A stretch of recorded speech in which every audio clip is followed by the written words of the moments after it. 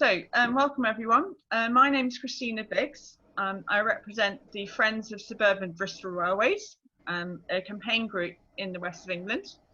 I'm here to talk to you about MetroWest, which is a local rail project which we think is very exciting. So the west of England at present, this is the present railway service according to GWR. So you'll see there's a couple of lines missing, which is isn't important at the moment. So it's the Bristol and Bath travel to work area. You can see Bristol Temple Meads right in the middle, and it's we have at the moment hourly and half-hourly services. We have the Severn Beach line as our local commuter line with 1.4 million ridership in 2019. And we have quite a few regional, intercity and local services all passing through Temple Meads. So the West of England Combined Authority is actually quite a young organisation. It's formed of, at the moment, 3 official areas, which is South Gloucestershire to the north, Bristol in the middle, and Baines, Bath and North Street, Somerset to the south. Originally, it was the West of England Partnership, which included North Somerset. When WECA was formed, North Somerset decided not to join, but they're still partners for Metro West. We have a Metro Mayor since 2017, when WECA was founded. We call it WECA. His name is Tim Bowles. And West of England Combined Authority is very lucky to have investment funding. So the 30 million a year is the investment fund, but they can borrow off that, and they can obviously search for other funding sources. Lovely. So Metro West, as you can well imagine, did not start in 2017 as a campaign. It was well before that, but it was so it was the West of England Partnership, which preceded WECA, that really kick-started Metro West. So the concept is to use rail freight lines that already exist. So we're not talking about building completely new rail, it's just reopening freight lines, but building onto them as well. So the first one is called Phase 1A. So that's a 30-minute service from Avonmouth to Westbury via Bath. So you'll notice that Phase 1A is actually existing service. It's existing lines, but it's enhancing what is now a 40-minute service from our Great Victory to a 30-minute service, which is clock face, and it's very much welcomed. But the main advantage is increasing the Severn Beach service from once every 2 hours, which is lamentable, to once an hour, which is okay, and Severn Beach are very keen for this. Metro's Phase 1B is the famed Forces Head line, which is all of 14 kilometres. So it's quite an exciting project. It qualifies as a major development project, and that would be an hourly service. And I'll explain a bit later the background to why it's going to be an hourly service. And then Metro's Phase 2 is the Henbury line. So in sort of brief, as it were, so that's the line to the north. So you'll notice it's not a Henbury loop. It's proposed to just be a line that terminates at Henbury and comes back. And I can tell you later about how that why that is. But anyway, that's where we are. But it's still new stations at Henbury, North Filton, Ashley Down. It'll be initially an hourly service, but it has the capacity to go to half hourly. And then the second part of Metro's Phase 2 is enhancing the existing service, which is from Temple Meads up to Gloucester, from an hourly service to a half-hourly service. Rather like Phase 1A is actually enhancing it, the Severn Beach line as well. So there's a mixture of opening new railway stations and freight lines, which is a huge capital cost, obviously, but also enhancing existing services and making them half hourly, which is one of our campaign priorities. So here's the funding narrative. So the story, as it were. So originally, MetroWest Phase 1A, 1B, and 2, the whole of MetroWest was just going to cost 100 million. And that was from Network Rail's GRIP process at stage 2, GRIP 2. So they came up with estimates for 58 million for Phase 1, 48 million for Phase 2, so approximately 100 million. As always, these projects inflated costs as they proceeded to, so GRIP 3 then had this tripling of budget for the Porter's Headline. And this was because the specification, so this is an interesting point about what you actually want, which was a half-hour service, that would have needed to upgrade the Avon Gorge line, and that was why the costs were then realised to be much higher when they thought about the Porter's Headline, Avon Gorge and tunnels. So then they had to think, well, can we do this? We haven't got the money, we've only got 100 million. So they decided, WECA decided to rescope, and they said, okay, we can't get half-hour service, but let's go for an hourly service. And so the idea is not to have to upgrade the track, so that means that brings the costs down, so still double what the original estimate was. But then they cast around for funding, and wonderfully 48 million was found from central government.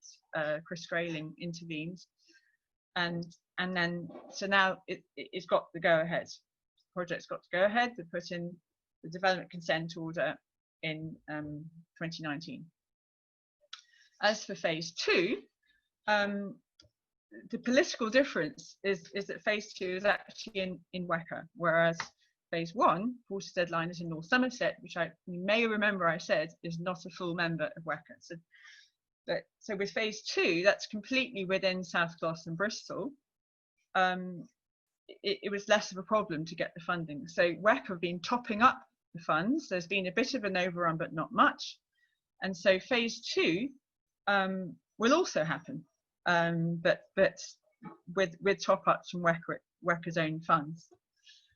And as I explained earlier, the decision, a similar decision, if you like, so just as the Porter's Headline had to rescope from hourly to half-hourly, so the decision was made to not go for a full Henbury loop, but to go for a terminating service at Henbury. So you'll see, I'm sure this happens elsewhere in the country, that you have an original wonderful idea, and then you have to rescope. And this can be criticised or not. It's just a decision that is taken. Our position as a campaign group has been to just say, let's just get this thing done. Let's just deliver it. Hourly service isn't the end of the world. People will use it. We will make sure that people use it. You know, we can't do any more than that, just to say we think that it's still worthwhile doing, even if it's just hourly. So yes, it's a philosophical thing. Then you have this wonderful vision on our left, which is pretty ambitious. Lots of lines, lots of stations that don't exist right now, and then we see sort of WECA take our beautiful baby and turn, create this new map, which we think, but no, you can't do this. Henbury should connect through, and the campaigners then have this sort of dialogue as, do we accept this? How could they do this to our wonderful plans? Or do we just think, well, let's be realistic here. So I'm titling this a realism balanced with the ambition has to set in at this point. And at the end of the day, it's the business case that has to be made, and made by the people who are funding it. So yeah, just a bit more of a narrative on the costs. So there was a difference of approach between Phase 1 and Phase 2. So Phase 1, which you'll remember is the Porter's Headline, not only did it need this 116 million, but it also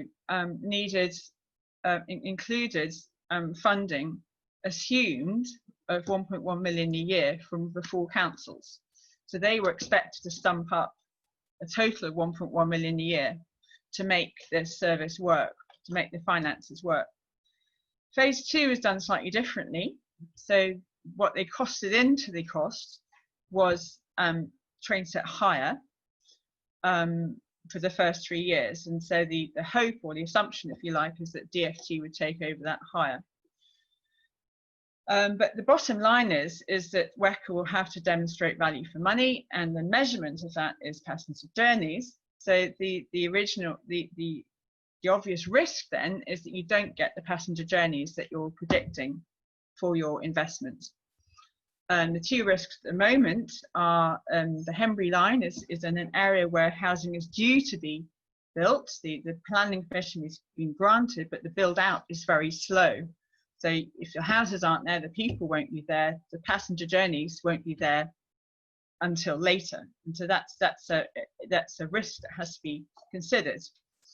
And of course, the second risk, which we've now had, is COVID-19, where it's a desperate situation with the railway. So the decision then is do we go ahead with this?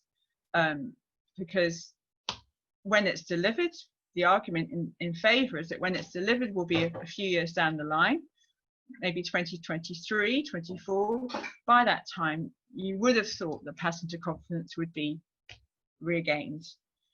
And I think the other observation to make is that you're always going to have that kind of risk. You know, rail projects delivered, the ridership is either higher or lower, but you put them in, you put the railway stations in, and you can enhance frequency later. So, you know, as a campaign group, we would very much encourage WECA to continue with this investment, to keep going with the plans that have been made, and we as a campaign group will do everything we can to make passengers confident to use the service going forwards. And the other aspect is infrastructure. So there's not just stations and lines, but what we've discovered as a campaign group is that what really gets people excited is infrastructure, which is not very sexy for the person in the street. But this photo, for example, is from Filton Bank, which is the wonderful tracking project which Network Rail did. And it was delivered in 2019. As a campaign group, we passionately advocated for this infrastructure improvement. The concept here is that the 4 tracks from Temple Meads up to Filton Abbey Wood, this is Filton Abbey Wood, the station at the north end of Filton Bank, you can see the 4 tracks. The concept there is it allows both local and regional services. It's a win-win for both local and regional to run past each other. The slow trains don't hold up the fast trains. You get more fast trains, so everyone's happy. Yeah, so red box is the Filton Bank 4 tracking. You'll see it's actually in the key. So yeah, so the area in the red box, that is the Filton Bank, the photo which I showed you. At the moment, they go through Lawrence Hill and Stapleton Road, but there are 2 new stations proposed, Hawfield and Ashley Hill, which can now serve local services better because they'll be on the 4 tracks. So, and that's not the end. So MetroWest is, as I said, this legacy project that WECA have now really pushed into the pipeline. But there's more, which is exciting. So Portway Park and Ride. Now that to find that, you have to look near the Severn Estuary, south of Severn Beach, between Avonmouth and Shirehampton. So that's just about to start construction in September 2020. And that's been allocated some money by bidding to one of the beaching funds. Charfield Station, that's up to the north, so that's north of Yates. That's where some housing is going. So that's WECA's first venture into meeting new housing demands. I should say that MetroWest is by and large serving existing housing, with the exception of Henbury, which has got this future development planned as well. But in the WECA's joint local transport plan, which was approved in March 2020, we saw other aspirations which we're very encouraged by. So Hawfield, Salford, St Anne's and Ashton Gates was mentioned as future possible stations, subject to business case, which we understand. Wiltshire put in a bid recently for Corsham, which is between Bath and Chippenham, and Royal Wootton Bassett. The JLTB4, as you call it, also mentioned aspiration for zero carbon fleets and new links to Thornbury. So I'm just putting up this map now, and And in a second, I'll show you the other map. So this is the WECA map. This is what's in the pipeline in the WECA MetroWest plan. So just to summarise, we've got MetroWest Phase 1, which is both a new line to Portishead in a very pale turquoise there, but also enhanced services on the Severn Beach line as far as Westbury. And that's just been signed off by WECA, which is wonderful. So the blue is what we're calling MetroWest Phase 2, which is both a new freight line. Hembury North Filton is on a freight line and being restored to passenger use where there's new housing, but also enhanced services from Temple Meads up to Gloucester again, and these have both been signed off. But I'm going to finish with this slide because this is the original campaign group vision from Friends of Suburban Bristol Railways. This is our map. So I'd like to invite you to just sort of let your eyes wander over this one. And I'm sure at this point you'll start to think of the other aspirations that you know about out there. So our map includes to the east, you've got Chippenham and a possible new station at Corsham. We also know that Wiltshire have an aspiration for Royal Wootton Bassett, which I think is on that line. And out to the west, we've got Pilning, which is all that's in a floodplain. It's a great place, we think, for park and ride. In terms of housing, you've got Thornbury to the north, which is an aspiration of our group. The line stops at Titherington Quarry, but there's another mile that could be reinstated to Thornbury, which there's housing plans. Coalpit Heath is right to just to the east of Bristol Parkway, and that's on the main line, but there is room for a passing loop. So our group would love to see a station at Coalpit Heath to serve the housing there. So yeah, that's the campaign vision. But we, as a campaign group, we're very happy, obviously, that WECA have taken up our ideas and very excited to see them delivered. Thank you very much.